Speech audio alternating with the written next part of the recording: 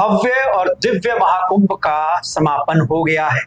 मुख्यमंत्री योगी आदित्यनाथ एक पुरानी मेमोरी को क्रिएट करने के लिए प्रयागराज पहुंचे। जी हां, मुख्यमंत्री योगी आदित्यनाथ ने आज प्रयागराज में घाटों की सफाई की और तमाम जो कर्मचारी थे जो कुंभ में शामिल हुए थे सबको धन्यवाद कहा।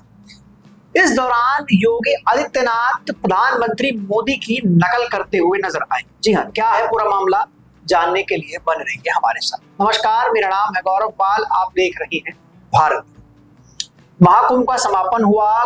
महाकुंभ में लगभग 65 करोड़ श्रद्धालुओं ने डुबकी लगाई। ये सरकारी आंकड़ा है। उत्तर प्रदेश सरकार ने डिजिटल महाकुंभ का आयोजन किया था जो कि 144 साल बाद आया था, ऐसा सरकार का कहना था और इसी ब्रांडिंग पर कुंभ का प्रचार प्रसार किया गया।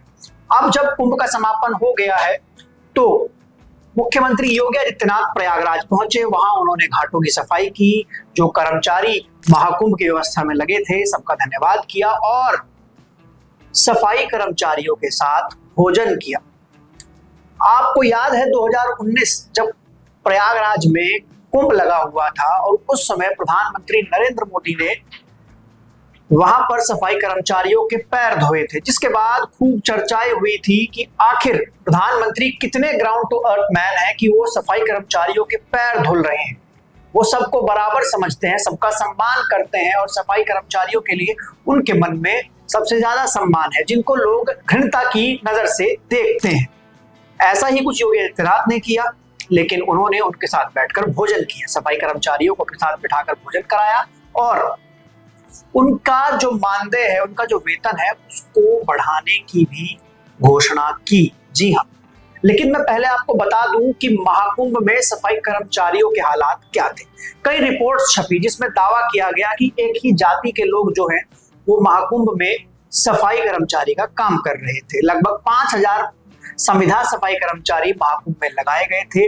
1.5 लाख शौचालय बनाए गए थे और महाकुंभ की साफ सफाई को बरकरार रखने के लिए, उन शौचालयों में साफ सफाई को बरकरार रखने के लिए इन 5000 सफाई कर्मचारियों को हायर किया गया था। ये लोग दूर सुदूर आसपास के इलाकों से प्रयागराज पहुंचे थे, जहां पर बताया जा रहा था कि कैसे इतनी भीड़ में सीमित संसाधनों के बीच इन सफाई कर्मचारियों ने वहां पर काम किया।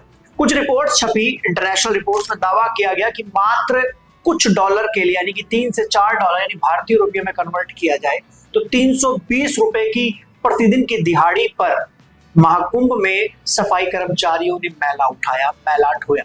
मतलब आप उम्मीद कर सकते हैं कि जिस महाकुंभ के आयोजन में 7,500 करोड़ खर्च किया गया, वहां पर जो सबसे इंपॉर्टेंट काम है, जो हाइजीन का काम है, उसको मेंटेन करने वाले व्यक्ति को मात्र 350 रुपए दिन का दिया। जबकि अगर हम बात की जाए मानक की बात करें, जो मिनिमम वेजेस मानक है उसमें 1000 रुपए प्रतिदिन की बात कही गई है, लेकिन इनको 320 रुपया, 350 रुपया दिया गया।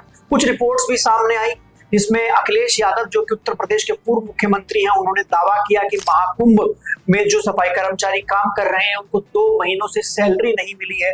उन्होंने एक वीडियो भी शेयर किया गया जिसमें एक सफाई कर्मचारी आम श्रद्धालुओं से चाय पीने के लिए पैसे मांग रहा था और जब पूछा कि तुम यहाँ साफ सफाई का काम करते हो, तुमको क्या सैलरी नहीं मिली है, तो सफाई कर्मचारी कहता है कि हमको पिछले 2 महीने से तनख्वाह नहीं मिली है। अब जब उनको 2 महीने से तनख्वाह नहीं मिली तो क्या हुआ? अब साक्षात महाराज योगी जी उनके साथ बैठकर लंच कर रहे हैं और अपने साथ बैठने का जो स्वर्णिम गौरव है वो उनको दे रहे हैं और साथ ही साथ एक बड़ा ऐलान भी कर रहे हैं कि उत्तर प्रदेश में जो सफाई कर्मचारी, स्वास्थ्य कर्मचारी, जो लोग संविदा पर है, उनको 14,000 रुपये महीना दिया जाएगा और बोनस के साथ वो 16,000 रुपये महीना हो जाएगा। अब तक जिनको 8 से 11,000 मिला करता था उनको अब 14 से 16,000 मिलने लगेगा। कितनी बड़ी घोषणा है, कितना बड़ा तोहफा जो है वो मुख्यमंत्री ने सफाई कर्मचारियों को दिया है, वो भी कब? जब कुंभ खत्म हो गया। अब देखना है कि 1 अप्रैल से उनका वेतन बढ़ता है या नहीं बढ़ता है, या फिर ये भी जुमला निकलता है जैसे 2019 में प्रधानमंत्री नरेंद्र मोदी ने जिन सफाई कर्मचारियों के पैर धोए थे, बाद में जब पता लगा कि उन सफाई कर्मचारियों के पास अपने घर में शौचालय नहीं था, उनके पास अपना घर नहीं था। अब देखना है कि उत्तर प्रदेश के मुख्यमंत्री ने जो ये रिक्रिएट किया है नरेंद्र मोदी के वर्जन को क्या वो सही में तनख्वाह बढ़ा रहे हैं या नहीं बढ़ा रहे हैं। लेकिन बड़ा सवाल ये है कि महाकुंभ बीत जाने के बाद ही क्यों सफाई कर्मचारियों की तनख्वाह का ख्याल आया। क्या जिस समय वो लोग वहां काम कर रहे थे, 2 महीने बिना सैलरी के काम कर रहे, जैसे आरोप अखिलेश यादव ने लगाए हैं, क्या उस समय उन सफाई कर्मचारियों की याद नहीं आई और मात्र 350 रुपए के लिए एक व्यक्ति दूसरे व्यक्ति का मैला उठाता है। मतलब आप देख सकते हैं कि क्या आज के इस दौर में, एक तो पहली बात यह है कि वो एक ही जाति के लोग उसी काम को करने के लिए मजबूर हैं क्योंकि उनको कोई दूसरा काम नहीं मिलता या फिर उनको कोई दूसरा काम दिया नहीं जाता। और अब जब पैसा देने की बात आती है तो सिर्फ मात्र 350 रुपया जो मिनिमम वेजेस हैं, वो कहते हैं कि 1000 रुपया कम से कम एक व्यक्ति को मिलना चाहिए। उसके बाद भी अब बढ़ाकर अगर उसको 16,000 कर दिया जाएगा तो वो भी मात्र 500 रुपया होता है। तो बड़ा सवाल ये है कि हमारे देश में जो सबसे मूलभूत काम करते हैं, जो सबसे जरूरी काम करते हैं, उनको उनके हक का पैसा क्यों नहीं दिया जाता और क्यों हमारे देश में एक ही जाति के लोग साफ सफाई का काम करने के लिए मजबूर हैं। और तीसरी बात यह है कि आखिर योगी आदित्यनाथ क्या सफाई कर्मचारियों के साथ लंच कर उनकी तनख्वाह 16,000 कर कोई एहसान जता रहे हैं। बड़ा सवाल ये है कि क्या कोई एहसान जताया जा रहा है, वो भी अब कुंभ खत्म होने के बाद।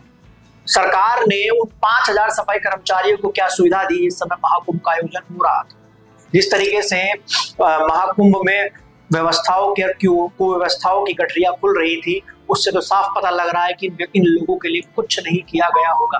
लेकिन बड़ा सवाल ये है कब तक हमारे देश में एक ही जाति के लोग साफ सफाई का काम करते रहेंगे और वो भी इतने कम पैसे पर। इस रिपोर्ट को लेकर आप लोग क्या कहना चाहते हैं, आप लोग अपनी राय कमेंट सेक्शन में दर्ज करा सकते हैं। और योगी जी के इस पॉलिटिकल स्टंट को लेकर आप क्या कहना चाहते हैं, उसको लेकर आप लोग अपनी राय कमेंट सेक्शन में दर्ज करा सकते हैं। तब तक के लिए चलते हैं। नमस्कार, धन्यवाद।